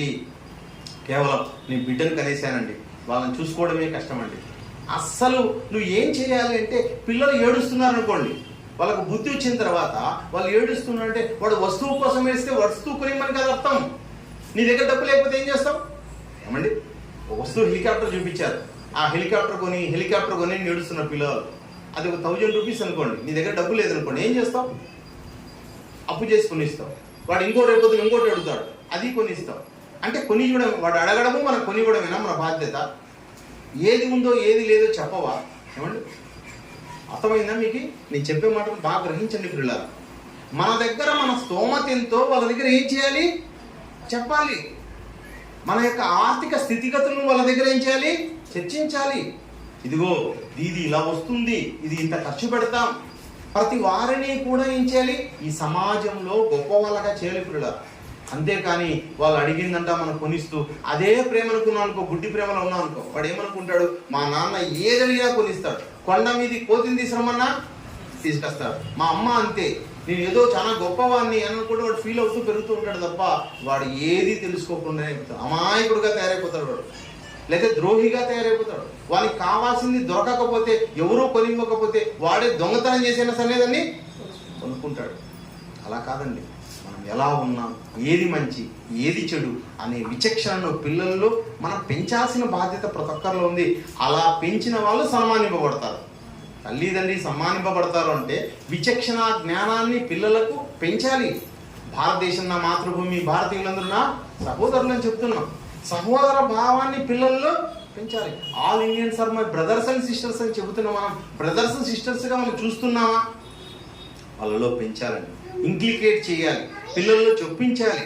వాటినన్నింటినీ కూడా నేర్పాల్సిన బాధ్యత ప్రతి ఒక్కరి మీద ఉంది పిల్లలు. నిర్గమాకాండము 21వ అధ్యాయం, నిర్గమాకాండము 21వ అధ్యాయం అక్కడే 15వ వచనంలో తన తండ్రినైనను తల్లినైనను కొట్టువాడు. చూడండి, మనము నేర్పకపోతే ఏమవుతుందో తెలుసా? ఏ చెయ్యి అయితే మనం తీసుకొని ముద్దులాడామో, ఏ కాలు అయితే తీసుకొని ముద్దులాడామో అదే కాళ్ళతోనే కొడతారంటాడు, అదే చేతులతోనే కొడతారంట. ఎందుకు? నీకేం లేదు, తల్లిగా నీకేం లేదు, దేవుని భయం లేదు. తండ్రిగా నీకు దేవుని భయం లేదు. నీకే దేవుని భయం లేకుండా, భయభక్తులు లేకుండా నువ్వు పెరిగితే చివరికి ఏమవుతావు? నీ పిల్లలు దేవుని భయము భక్తి లేకుండా పెరుగుతారు. వాళ్ళకి ఆస్తి కావాలి, ఆస్తి కావాలి. లేదు నాయనా నేను ఇచ్చేది లేదన్నా అనుకోండి, అంత నా భార్య చెప్తుంది, ఏమండి వాళ్ళు ఎప్పుడో పోతే అప్పటి వరకు మనం కాసుకొని ఉండాలి. అందరూ అంటున్నారు మీకేం ఆస్తి లేదు కదా అంటున్నారు. ఆస్తి తీసుకొని రాపో, ఆస్తి తీసుకొని రాపో. నాకు ఆస్తి ఇస్తావా లేదా? ఇప్పుడు ఏమండి ఆస్తిని మనం వెంటనే అనుభవిస్తామండి? ఏమన్నా అనుభవించాలి, అనుభవించాలి, ఇప్పుడే అనుభవించాలి, ఈ క్షణమే అనుభవించాలి అని ఏం చేస్తారంటే రాబోయే కాలంలో ఇప్పుడు మనం చూస్తున్నాం కదా. మీరు ఒక్కసారి కొట్టండి, దెబ్బలు తిన్న తల్లిదండ్రులు మీకు పుట్టగొడుగులాగా పుట్టుకొని వస్తారు. ఒక్కసారి నెట్టు కొట్టామంటే ఎంతో మంది తల్లిదండ్రులు బిడ్డల చేతన ఏం చేయబడుతున్నారు? కొట్టబడుతున్నారండి, చంపబడుతున్నారండి, ద్రోహం చేయబడుతున్నారండి. వీళ్ళను చనిపోయిన వారుగా గుర్తించి తీసుకుని వీళ్ళు ఎక్కడ పడేస్తున్నారు తెలుసా? శ్మశానంలో పడేసి వస్తున్నారు. ఎక్కడో పోయి అనాథాశ్రమాల్లో వదిలేసి వస్తున్నారు. నిర్దాక్షిణ్యంగా చూస్తున్నారు. వాళ్ళకు కనీసం ఆహారం ఇవ్వడం లేదు, వాళ్ళని పట్టించుకోవడం లేదు, వదిలేశారు. ఇలాంటివన్నీ జరగడానికి కారణం ఏమో తెలుసా? ఈ సమాజంలో ఉన్న తల్లిదండ్రులు లోపభూయిష్టంగా వారిని పెంచడం, లోపభూయిష్టంగా పెంచడం. మనమే కాదు, ఈ సమాజం కూడా పెంచుతూ ఉంటుంది. చెడిపోయిన సమాజం ఏం పెంచుతుంది చెప్పండి? తల్లిదండ్రులు చెడిపోయారు, సమాజం కూడా ఏమైంది? చెడిపోయింది. ఆ చెడిపోయిన సమాజంలో ఉన్న పిల్లలు కూడా చెడు నడతలుగా నడుస్తూ ఉన్నారు. సినిమాలని, షికార్లని, ఎక్కడెక్కడో టూరిజం అని, ఏమండి ప్రేమలని, ఏమండి వయసు రాకముందే, వయసు వచ్చిన వాళ్ళు చేసే పనులన్నీ కూడా వయసు రాకముందే చేస్తూ ఉన్నారు. అలా చేస్తూ ఏమండి అందరి చేతుల్లో నుంచి తప్పిపోయి దేవుని భయం లేకుండా ఉండడం వల్ల దేవుడే ఎప్పుడు రాయించాడు. చూడండి ఇక్కడ ఏమాట, ఆ మాట చూడండి కింద మాటల్లో 15 చదివాం కదా, 17 చదవండి. తన తండ్రినైనను తల్లినైనను శపించువాడు. చూడండి, శపించువాడు తిడతారంటండి. తల్లిని తండ్రిని తిట్టే మనుషులు కూడా తయారయ్యారు. అలా తల్లిని తండ్రిని తిట్టి కొట్టి శపించి మరణ శిక్ష తెచ్చుకునే పిల్లలుగా తయారు. అంటే ఎవరైతే మనం ముద్దులాడి వీడు దీర్ఘాయుష్మంతుడు కావాలని కోరుకున్నామో వాని దీర్ఘాయుష్ను కూడా తీసేసే వాళ్ళు ఎవరు? తల్లిదండ్రులే. నువ్వు సరిగ్గా పెంచకపోతే ఎవరు తప్పు అంటారండి? అబ్బాయి తప్పు అనరండి, తల్లిదే తప్పు అంటారు. నువ్వు ఎలా అంటే అలా నడుస్తున్నావు అనుకోండి, వెంటనే ఎవరికి వస్తుంది అంతా కూడా? ఎవడండి, ఎవడు కన్నా కుమారుడు అండి వీడు అంట. కనుక అది మన మీదికే వస్తుంది. మీరు ఎలా అంటే అట్లా తిడుతున్నారు అనుకోండి, నోటికి వచ్చినట్లుగా మాట్లాడుతున్నారు అనుకోండి, వెంటనే ఎవరికి తెలుసా చెడపేరు? ఇంకో తల్లిదండ్రులు. ఆ తల్లిదండ్రులను కన్నా దేవునికి మనకు అపకీర్తి తెస్తున్నాడు. నువ్వు ఎలా అంటే అలా డ్రెస్సులు వేసుకున్నావు అనుకోండి, ఒక క్రైస్తవుడుగా ఉండి వేసుకోవాల్సిన డ్రెస్సులు కాకుండా ఏదైనా డ్రెస్సులు వేసుకుంటే ఎవరికి అపకీర్తి? క్రైస్తవ్యానికి, క్రీస్తుకు అపకీర్తి. నువ్వు ఉంచుకోవాల్సిన విధంగా కాకుండా జుట్టు వేరే విధంగా పెంచుకున్నావు అనుకోండి, ఎవరికి అపకీర్తి? క్రీస్తుకు అపకీర్తి. ఇంత ఘోరం చూడండి. బిడ్డలు తప్పిపోయి, తల్లిదండ్రులు తప్పిపోయి, క్రీస్తుకు అవమానం తెచ్చి, క్రీస్తుకు అవమానం తెచ్చేవాడిగా నువ్వు మారిపోతావు, అవమానం తెచ్చేదానిగా మారిపోతావు. కనుక మనం జాగ్రత్తగా బతకాలి. లేవికాండం 19వ అధ్యాయం 3వ వచనంలో కూడా ముగిస్తున్నాను. లేవికాండం 19వ అధ్యాయం 3వ వచనంలో, లేవికాండము 19వ అధ్యాయం 3వ వచనంలో, మీలో ప్రతివాడు తన తల్లికి తన తండ్రికి భయపడవలెను. ఏమండి, తల్లి ఎదుట తండ్రి ఎదుట ఎలా ఉండాలంట? పిల్లలు భయం కలిగి ఉండండి. మీరు వారి ఎదుట భయం కలిగి ఉన్నారు అంటే ఏం తెలుసా? ఇది మీరు నాకు చాలా ఇష్టం. తల్లికి తండ్రిని సన్మానించేవాడిని, తల్లి తండ్రి ఎదుట భయపడే వానికి ఏమిస్తాడట దేవుడు? దీర్ఘాయుష్ని ఇస్తాడట బిడ్డ. తల్లి తండ్రి ఎదుట నిర్దాక్షిణ్యంగా మాట్లాడటమో, ఏవో మాట్లాడటమో, చెత్త మాట్లాడటమో కాకుండా మనం తల్లి తండ్రి అన్న వెంటనే గౌరవించాలి బిడ్డ. ఎవరో చాలా మంది ఊరికే పాదాలకు నమస్కారం చేసుకుని వెళ్ళిపోతారు. ఆ పక్క పోయి నాకు అది లేదు ఈ లేదని మాట్లాడుకుంటారు. మన అలాంటి తల్లిదండ్రులు కాదు. ఆస్తి గురించి ఉండే వాళ్ళం కాదు, ఆస్తి అంతస్తు గొప్ప వాళ్ళు కాదు. వాళ్ళు మనకు జన్మనిచ్చినారు కనుక మనం ఏం చేయాలి? చిన్నప్పుడు నువ్వు భయపడ్డావా లేదా చెప్పండి? చిన్నప్పుడు నువ్వు మీ అమ్మ నాన్నకు భయపడ్డావా లేదా? ఇదిగో చచ్చేంత వరకు నువ్వు భయపడుతూనే ఉన్నావు. చచ్చేంత వరకు. దేవుడు అంటే కూడా, దేవునికి కూడా మనం ఎప్పటివరకు భయపడాలి? చచ్చేంత వరకు భయపడాలి. ఏదో కొన్నాళ్ళు నటన కాదు పిల్లరా, మనం నటించేవారుగా కాదు, జీవించేవారుగా ఉండాలి. మన తల్లికి మన తండ్రికి మనము భయపడాలి, భయభక్తులు కలిగి ఉండాలి. వారి ఎడల కూడా, దేవుని ఎడల కూడా భయభక్తులు కలిగి ఉండాలి. ప్రేమని దేవుని వాళ్ళారా, ఇలాంటి భయభక్తులు మనకి ఎక్కడి నుంచి వస్తాయో తెలుసా? ఇదిగో అవ్వాతాతలు మాట్లాడతారండి. అవ్వాతాతలు మాట్లాడతారు, మేము మా తల్లిదండ్రుల పట్ల ఎట్లుండే వాళ్ళం తెలుసా, మీరు చూడండి ఎలా ఉన్నారు, మేము ఎలా ఉండే వాళ్ళం తెలుసా అని చెప్తారు. అలాంటి చెప్పే వాళ్ళని మనం ఏం చేసాం? లేకుండా చేసుకున్నాం. భయభక్తులతో పెరిగిన గతంలో పెరిగిన వారిని, తరాల వారిని మనము దూరం చేసుకున్నాం కనుక, న్యూక్లియర్ ఫ్యామిలీస్తో ఉన్నాం కనుక ఇప్పుడు భయభక్తులు కలిగి చెప్పేవారు లేకుండా పోయారు కూడా. తిమోతికి రాసిన 2వ పత్రిక చూడండి, విశ్వాసం గురించి మాట్లాడుతున్నాడు ఆయన. తిమోతికి రాసిన 2వ పత్రిక 3-5 వచనాలలో ఆ విశ్వాసము, ఏ విశ్వాసం? దేవుని ఎడల భయభక్తులు కలిగిన విశ్వాసం. ఆ విశ్వాసము మొదట నీ అవ్వైన లోయలోను, నీ తల్లి అయిన యూనికేలోను వసించెను. ఈ భయభక్తులు కలిగి ఉండడం ఎక్కడి నుంచి వస్తుందండి? ఇప్పుడు మనం భయపడ్డాం అనుకోండి, మనం భయభక్తులు కలిగి ఉన్నాం అనుకోండి, ఇది నాది అని కాదండి. మొదట నీ తల్లిలో ఉండాలి, ఆ తర్వాత నీ ఇంతకుముందు నీ అవ్వలో ఉండాలి. అలా ఒక తరం నుంచి ఒక తరానికి ఇవి భయభక్తులను వస్తాయి. విశ్వాసం అన్నది నిరీక్షించబడే వాటి యొక్క నిజస్వరూపమును, అదృశ్యమైనవి ఉన్నట్టుకు రుజువునై ఉన్నది. అలాంటి విశ్వాసం కలిగి ఉండాలి మనం అందరం కూడా. ఈరోజు పరలోకం ఉందా లేదా? పరలోకం ఉంది అని చిన్న బిడ్డలకు చెప్పాలండి. ఏమండి, చిన్న బిడ్డలప్పుడే దేవుడు ఉన్నాడు, పరలోకం ఉంది, పాతాళం ఉంది, మనం భయం కలిగి బ్రతకాలి, మన క్రైస్తవ జీవితము, ఈ జీవితంలో మనం భయభక్తులు కలిగి ఉండాలి అన్న విషయాన్ని చిన్న బిడ్డల నాటి నుండి చెప్పడం వల్ల మొదట అవ్వకు తెలిసింది, ఆ తర్వాత ఎవరికి తెలిసిందంట? యూనికేకి తెలిసిందంట. అండి, అవ్వైన లోయలో ఉంది, తల్లి అయినా యూనికేలో ఉంది. అది ఇక్కడికి వచ్చింది, తిమోతి గారికి వచ్చింది. నీ యందు సహా వసించుచున్నది. అలా వసించిన ఈయన ఏం చేశాడంటే, అపోస్తుల కార్యములు 16వ అధ్యాయము, మొదటి వచనం చూడండి. పౌలు దెర్బేకును లుస్త్రకును వచ్చెను. అక్కడ తిమోతి అనే ఒక శిష్యుడు ఉండెను. అతడు విశ్వసించిన ఒక యూదురాలైన యూనికే కుమారుడు. అతని తండ్రి గ్రీసు దేశస్థుడు. అతడు లుస్త్రలోను ఈకొనియలోను ఉన్న సహోదరుల వలన మంచి పేరు పొందినవాడు. ఈ రోజు మనం ఏమిటి కోసం ఈ రోజు క్రైస్తవుడు భూమి మీద జీవించాలంటే మంచి పేరు కోసం జీవించాలి. అలా మంచి పేరు పొందిన వాడుగా తిమోతి గారు కనపడుతున్నారు. ఆ తిమోతిని పెంచిన తల్లిదండ్రులు కనపడుతున్నారు. కనుక మనం కూడా మన పిల్లల్ని ఎలా పెంచాలి? ఇదిగో తిమోతిలాగా పెంచాలి, మంచి విశ్వాసం కలిగిన వారుగా పెంచాలి. మీ పిల్లల్ని గొప్పవారిగా పెంచాలి. మీ పిల్లల్ని పరలోకపు పౌరసత్వం కలిగిన వాళ్ళగా మనం పెంచాల్సిన బాధ్యత ప్రతి తల్లి మీద, ప్రతి తండ్రి మీద ఉంది. బయట ఉన్న సమాజం అంతా వదిలేసిందని. బయట ఉన్న సమాజానికి బిడ్డలను ఇస్తే బిడ్డలను నిర్లక్ష్యం చేసి ఈరోజు సమాజ ద్రోహులుగా పెంచుతున్నారు. సమాజాన్ని ఏమాత్రమో పట్టించుకొని సమాజం అండి ఈరోజు ఉన్న మనుషులందరూ ఎవరు పట్టించుకోవడం లేదు అండి.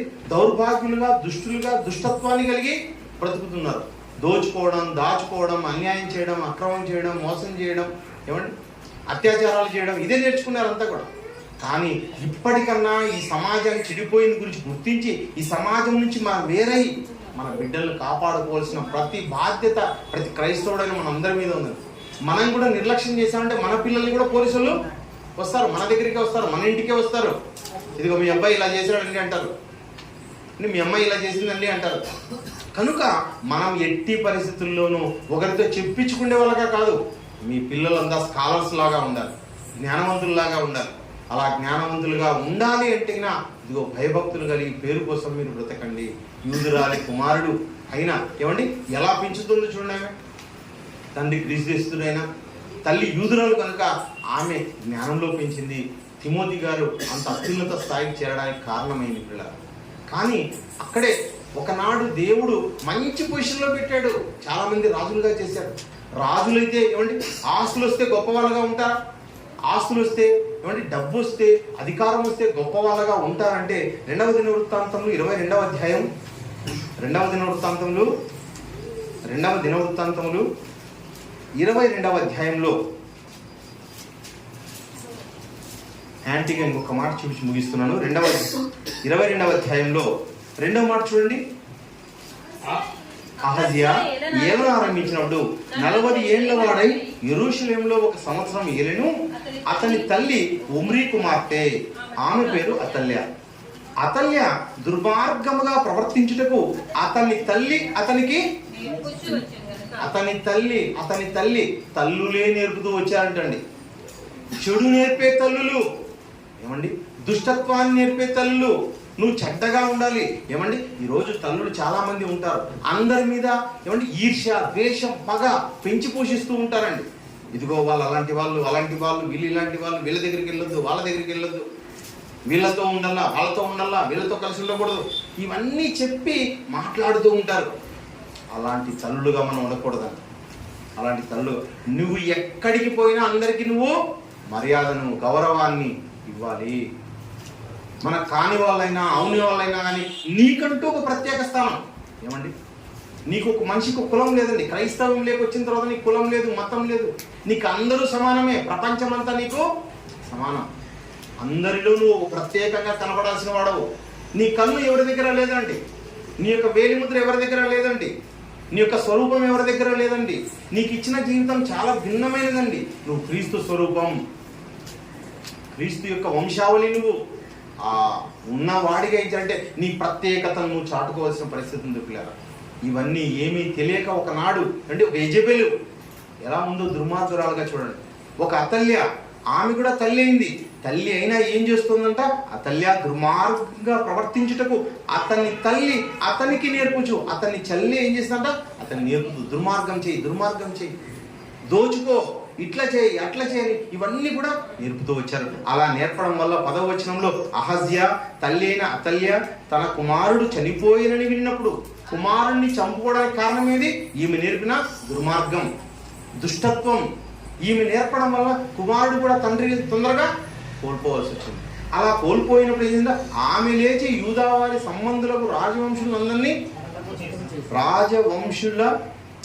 వంశజులందరినీ ఆమె కూడా అందరినీ చంపిందంట.